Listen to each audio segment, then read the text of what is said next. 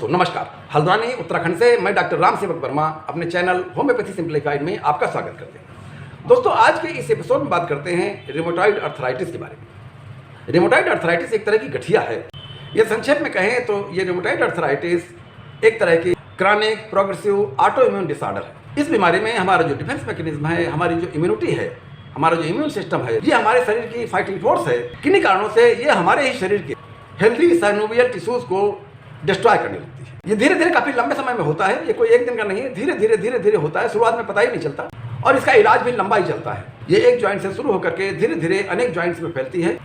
हमारे ज्वाइंट्स की हड्डियों में लगे कार्टिलेज और साइनोवियम को धीरे धीरे ये डिस्ट्रॉय करती है, धीरे धीरे डैमेज करती है और जोड़ों में कई तरह की विसंगतियां पैदा करती है। जोड़ों की साइनोवियल मेम्ब्रेन के कट जाने से, डिस्ट्रॉय हो जाने से जोड़ों में भयंकर दर्द, सूजन, लाली और बेचैनी रहती है। इसमें एक खास तरह की अकड़न रहती है। यह आमतौर पर कलाई, टखने, घुटने और अंगुलियों में शुरू होता है।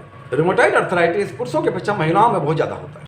रिमोटॉइड अर्थराइटिस में शुरुआत में थकान, हल्का बुखार, जोड़ों में अकड़न, दर्द, कमजोरी के साथ साथ भूख में भी कमी होती है और इसमें वजन गिरता है, वेट लॉस होता है। इसमें जोड़ों में सिमेट्रिकल प्रॉब्लम होती है, यानी यदि हमारी बाईं कलाई में रिमोटॉइड अर्थराइटिस है तो वैसे ही दाहिनी कलाई में होगा। यदि बाएं घुटने में रिमोटॉइड अर्थराइटिस है तो वैसा ही दाहिने घुटने में भी होगा।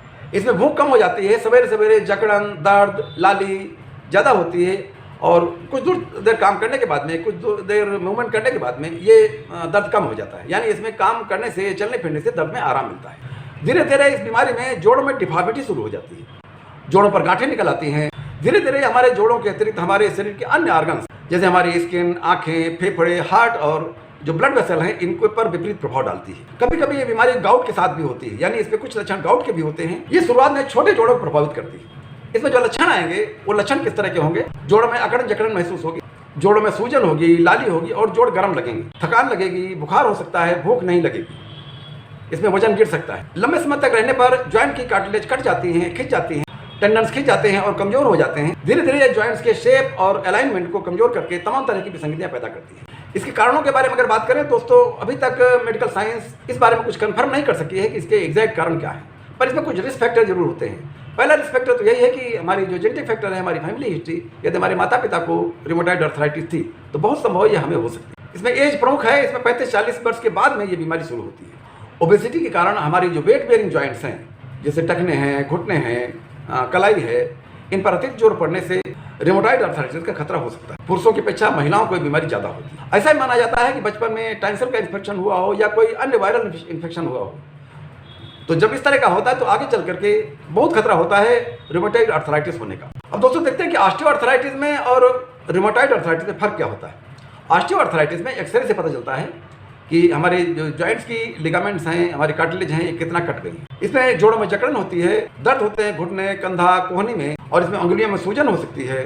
इसमें शरीर के एक तरफ ज़्यादा तकलीफ होती है, यानी हो सकता है बाईं तरफ ज़्यादा तकलीफ हो, दाहिने वाले में कम हो और सवेरे आधे घंटे तक ये परेशानी ज़्यादा रहती है, उसके बाद फिर नॉर्मल हो जाती है। और जो रिमोटॉइड अर्थराइटिस होती है इसमें ब्लड टेस्ट में आपका सीपीसी बढ़ा होगा, सीपीआर बढ़ा होगा, इसमें कई जोड़ों में दर्द होगा, अकड़न होगी, सूजन होगी, लाली होगी, भूख नहीं लगेगी और वजन गिरेगा। और इसमें दोनों तरफ बराबर परेशानी होगी, यानी बाईं तरफ हमारे कोहनी में परेशानी है तो दाहिनी तरफ भी उसी तरह से होगी। यदि बाईं कलाई में दर्द है तो वैसा ही दर्द दाहिनी कलाई में होगा, यदि बाएं घुटने में दर्द है तो वैसा ही दर्द दाहिने घुटने में भी होगा। रिमोटॉइड अर्थराइटिस में मूवमेंट से या हरकत करने से दर्द में कमी आती है। दोस्तों देखते हैं इनमें कॉम्प्लिकेशन क्या हो सकते हैं यदि इसका इलाज न किया गया बहुत लंबे समय तक, तो इसमें क्या दिक्कत हो सकती है। तो दोस्तों रिमोटॉइड अर्थराइटिस में जो अंग्रेजी दवाइयाँ होती हैं इनसे ऑस्टियोपोरोसिस का खतरा होता है, यानी हमारी हड्डियाँ खोखली हो जाती हैं जिनसे हड्डियों के टूटने का डर बना रहता है। लंबे समय तक रिमोटॉइड अर्थराइटिस का इलाज न कराने पर रिमोटॉइड नोड्यूल्स बन जाते हैं, यानी छोटी छोटी गांठें बन जाती हैं। ये गांठें उन जगह पर होती हैं जहाँ प्रेशर पॉइंट होता है, जैसे हमारी कोहनी में, कलाई में, घुटने में, टखने में और उसके आसपास से गांठें बन जाती हैं। रिमोटॉइड अर्थराइटिस में जो पेन किलर्स ली जाती हैं हमारे इम्यून सिस्टम को खराब करती हैं, यानी इसमें कई तरह के इन्फेक्शन होने का खतरा बना रहता है। इसमें एबनॉर्मल बॉडी कंपोजिशन हो जाता है, यानी हमारी बीएमआई बढ़ जाती है, इसमें फैट डिपॉजिट होने लगता है।